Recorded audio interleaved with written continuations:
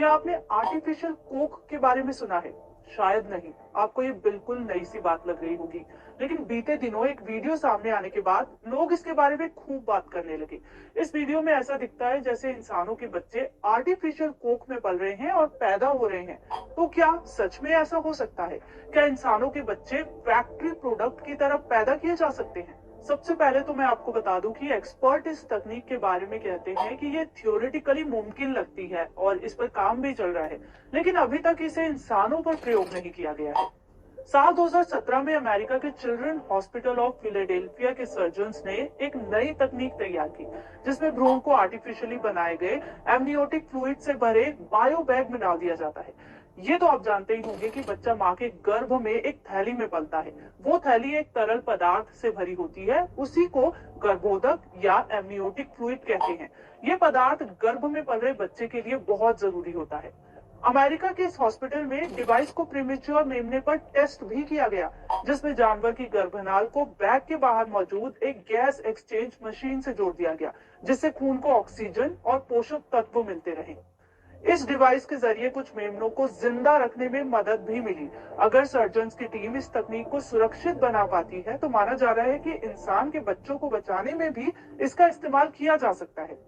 Researchers को उम्मीद है कि आर्टिफिशियल कोक की मदद से बहुत ज्यादा प्रीमेच्योर बच्चों को बचाने की संभावना बढ़ जाएगी, क्योंकि इसमें बच्चा बिल्कुल उसी तरह रहेगा जैसे माँ के अंदर रहता है। ये समझना भी जरूरी है कि माँ की कोख किसी बच्चे के जन्म के लिए इतनी अहम क्यों है। माँ और भ्रूण प्लेसेंटा यानी गर्भनाल के जरिए एक दूसरे से जुड़े होते हैं। भ्रूण ही माँ की कोख की लाइनिंग में गर्भनाल बनाता है। इसी गर्भनाल के जरिए ऑक्सीजन, पोषक तत्व और कई तरह के हार्मोन्स माँ से बच्चे में पहुंचते हैं। बच्चा भी कार्बन डाइऑक्साइड और दूसरे वेस्ट प्रोडक्ट माँ के खून में वापस भेजता है। माँ के शरीर की गर्माहट भी बच्चे के विकास के लिए अहम होती है। आर्टिफिशियल कोक में ये सब होना जरूरी होगा। हेल्थ एक्सपर्ट्स का मानना है कि इन तमाम पहलुओं पर समझ और बेहतर करने के लिए अभी और रिसर्च की जरूरत है। आर्टिफिशियल कोक की राह में सबसे बड़ी चुनौती क्या है? प्रेगनेंसी के शुरुआती 10 दिन सबसे नाजुक वक्त माने जाते हैं। इस दौरान एग गर्भाशय में पहुंचता है और विकसित होना शुरू करता है।